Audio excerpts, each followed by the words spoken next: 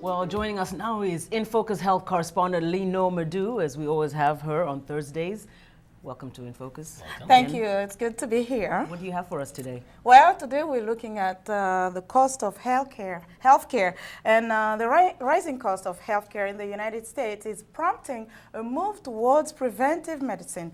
Estimates are that Americans spend nearly 7% more on medicine in 2008, and that is causing some employers to cut back on their health plans. Steve Mort reports. Charlie Stewart is 57 years old. He's putting in time on his rowing machine, hoping to lose about 10% of his body weight. He is heavier than he should be, but he is not alone. The U.S. Centers for Disease Control says a third of American adults are obese, racking up tens of billions of dollars in healthcare costs. This is what they call healthy. Stewart believes paying a doctor to help him get in shape now will also help him get his finances in shape.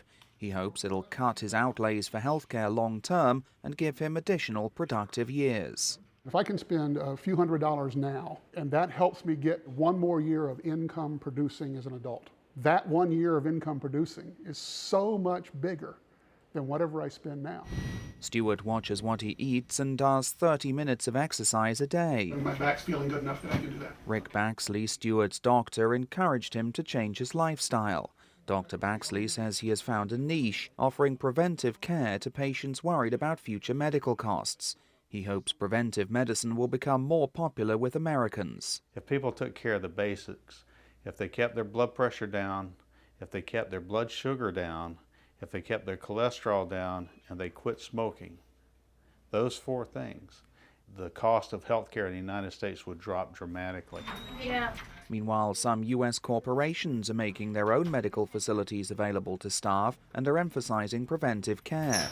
At this clinic, employees of a major U.S. hotel corporation can receive a range of medical services for free, including help to quit smoking. For Harris Rosen, president of Rosen Hotels and Resorts, preventing his staff from becoming sick improves productivity and reduces the future cost of employee medical benefits. We've probably saved well over $100 million. On an annual basis, I suspect we save between $10 and $15 million. Several other companies, including Walt Disney World, Darden Restaurants and Lockheed Martin, have opened clinics for their employees. But although corporations and doctors stress the need for preventive care, the number of U.S. physicians practicing in the field has dropped, according to the American College of Preventive Medicine. And doctors who offer preventive care do not have enough time to deal with urgent cases, says a recent study by Duke University. Nevertheless, Dr. Baxley believes he is doing the right thing, not only for his patients' health, but also for their financial well-being. Steve Mort for VOA News, Orlando, Florida. Well, now let's look at some basic health tips. The Centers for Disease Control and Prevention recommends the following as some steps one can take to live a healthier life. First, move more, which means exercise. You have to exercise a little bit every day and cut some fat intake. On a second, you cut some fat intake like the fried fish, fried chicken, try to bake or grill. How about that? And third, no smoking or reduce your smoking. If you are a smoker, experts say it's best to reduce or stop smoking. And number 4, reduce stress.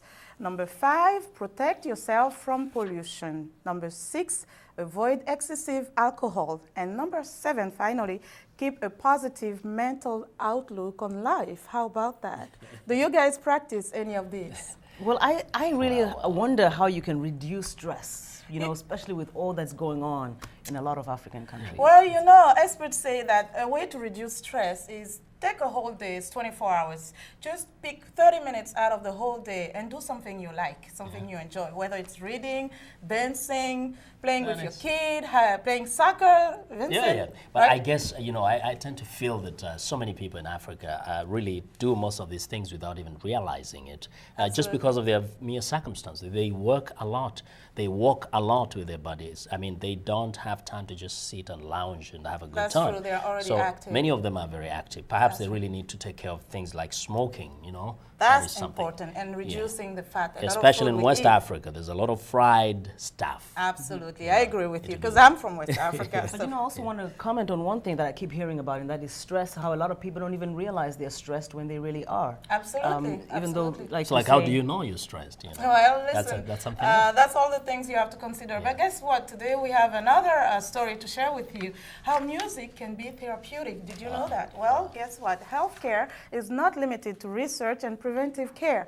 Music can provide therapy for the sick, as we discover in this week's Making a Difference report with Julie Tabo. My name's Kathy, and I'm a music practitioner. I'm a certified music practitioner. This is not a concert. This is for you to help you relax, to create peace. Kathy McLaris has always loved music. As a child, I played piano, violin, flute, and it was a way that I could express my emotions and really touch the deepest part of me. For the past 2 years, McLaris has been using her musical talents in a special way. She has been playing live, therapeutic music for people who are sick or dying. I come into a patient's room and I'm there for them. My focus is on them. My heart is with them. The music comes through me, and I use the music to help and to enhance their healing. So it's a very fulfilling feeling. Carolyn Bonet is one of several cancer patients McLaris is playing for this afternoon at Mercy Medical Center in Baltimore, Maryland. Kathy is an angel herself who was blessed with the most wonderful talent. It certainly made my day, and I'm sure many others who will hear this. Therapeutic music is not just for the sick and dying. The gentle sounds from McLaris's harp also seem to soothe the newborn babies in the neonatal intensive care unit at Mercy Medical. Tereshelle Blue is a new mom. I think it's a very good idea to play the music for the babies. When I came in, I noticed it. It was very soothing and relaxing. And I even thought I was going to be put to sleep, so it's very relaxing, very calm. McLaris received formal training, which is required to become a certified music practitioner, and she says more hospitals are offering such therapy. This is just the beginning of music in healthcare. Body, mind, and spirit are connected, and music touches us at the most human level, the deepest level, where mind, body, and spirit come together.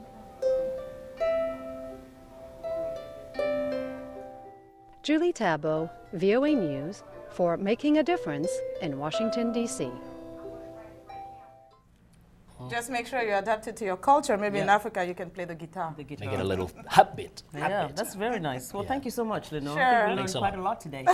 See you next Tuesday when you come in. Of course, our audience, that's our In Focus health correspondent, Lenore Madu, who joins us every Tuesday and Thursday with the latest health news. So right here on In Focus. And for more information on these stories, go to voanews.com/TV to Africa. It's time for a break now. When we come back, a real doll adored around the world.